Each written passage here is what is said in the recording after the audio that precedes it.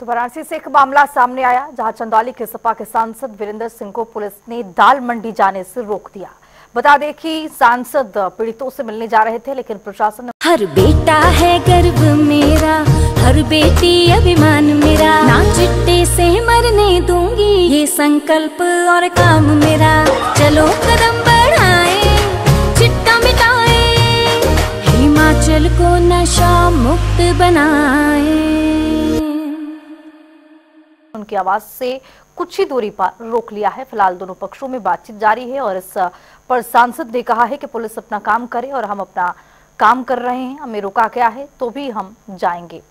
ये तस्वीरें आपके सामने हैं, टैगोर टाउन स्थित आवास से ये तस्वीरें सामने आई हैं और वाराणसी में सपा के सांसद वीरेंद्र सिंह को पुलिस ने रोक लिया है।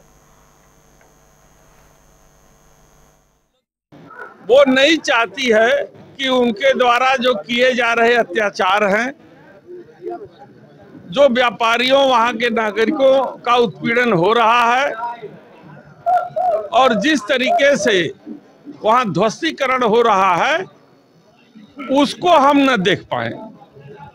सारे उपाय इसीलिए किए जा रहे हैं, वहां से जाने से मुझे रोका जा रहा है ताकि हम वहां स्थल पर जाकर के इनके द्वारा की जा रही जाति को अपनी आंखों से न देख पाऊं, क्योंकि उन्हें मालूम है कि 1 दिसंबर को सदन चलेगा, हम उसका उजागर करेंगे, सारी रिपोर्ट अपने राष्ट्रीय अध्यक्ष जी को देंगे और इस प्रशासन के द्वारा, शासन के द्वारा जो दमनात्मक तरीके से अंग्रेजी हुकूमत को सर्वसार करने वाली तरीके से जो वहां के व्यापारियों का काशी की संस्कृति के साथ खिलवाड़ हो रहा है, उसकी पहचान के साथ खिलवाड़ हो रहा है, हम वहां सदन के अंदर न उठा पाए।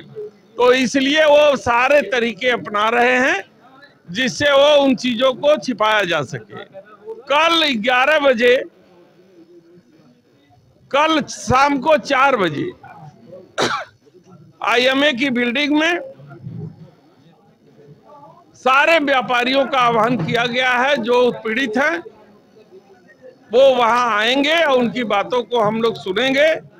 समाजवादी के तरफ से भी नेतागण रहेंगे और जिले के प्रमुख अधिकारी भी रहेंगे और उनकी बातों को सुना जाएगा। देख तो पाएंगे नहीं, लेकिन उनकी बातों से जो अंदाजा लगेगा उसको सदन के अंदर हम जरूर उठाएंगे। दूसरी बार मान गए, नहीं गए, दाल मंडी के लिए बुला गया। दूसरी बार हम इसलिए मान गए, उनकी कुछ बातें थी। उनका ये कहना था कि जो प्रभावित जो व्यापारी हैं उनके कुछ ग्रीवांसेज हैं, उस संबंध में उनको बात करनी थी।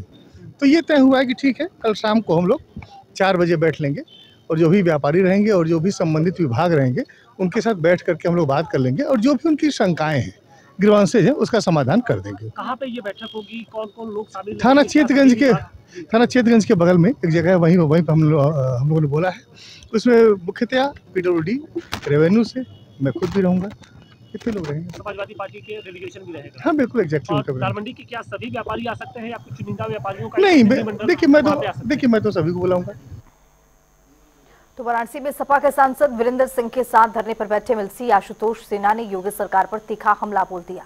उन्होंने आरोप लगाया कि सरकार पुलिस के दम पर विपक्ष को रोक रही है। साथ ही उन्होंने कहा कि हम पीड़ितों की आवाज बनना चाहते हैं, लेकिन प्रशासन बाधा डाल रही है।